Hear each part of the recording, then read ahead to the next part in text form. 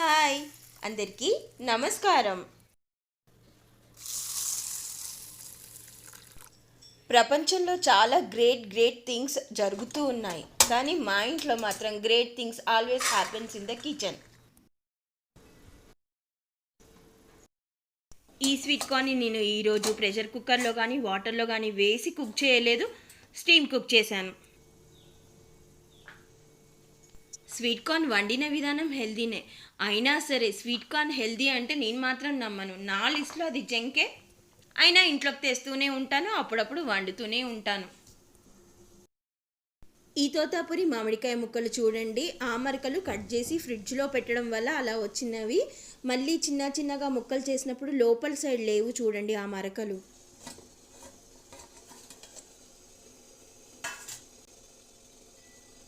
మా ఇంట్లో great things happens in the kitchen అని చెప్పాను కదా, దానికి కారణం నేనే. మా కిచెన్ని ఎప్పుడు గ్రేట్గా చేస్తూ ఉండడానికి ప్రయత్నిస్తూ ఉంటాను. With very simple and easy items. మీరు ఎప్పుడైనా చూసారా నేను పెద్ద వంటలు చేయడం? అయినా సరే I feel great my self. ఎలాగూ ప్రపంచంలో ఎవరు నన్ను గ్రేట్ అనరు, నాకు నేను అలా బోస్ట్ చేసుకోవడం అయితే పర్వాలేదు కదా.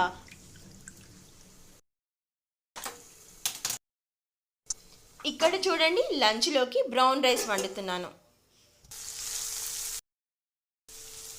చాలా రోజులైంది, ఆల్మోస్ట్ హాలిడేస్ అంతా ఎక్కువగా వైట్ రైసే తిన్నాను.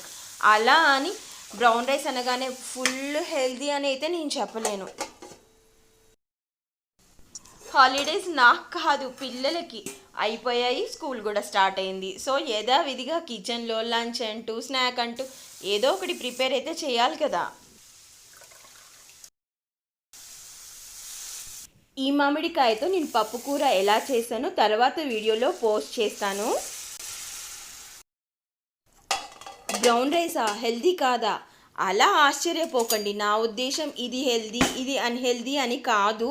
పోర్షన్ కంట్రోల్ చేయనంత వరకు ఏది హెల్దీ కాదని నా ఉద్దేశం.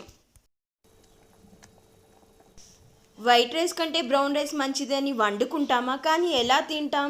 మళ్ళీ అంతే క్వాంటిటీలో తింటాం. అలాంటప్పుడు పెద్ద డిఫరెన్స్ ఏమొస్తుంది? యాక్చువల్గా కర్రీస్ వెజిటబుల్స్ ఎక్కువ ఇంక్లూడ్ చేయాలి కదా మనకి. ఇంతలా స్ట్రెస్ చేసి చెప్పడానికి కారణం ఉందండోయ్, నేనే ఆ పని చెయ్యను. ఇంతకీ మనకి మనం గొప్ప అనుకోవడం రైటా రాంగా? మేబీ మనసులో అనుకోవచ్చు, కానీ పక్క వాళ్ళతో చెప్పకూడదేమో. మీరేమంటారు?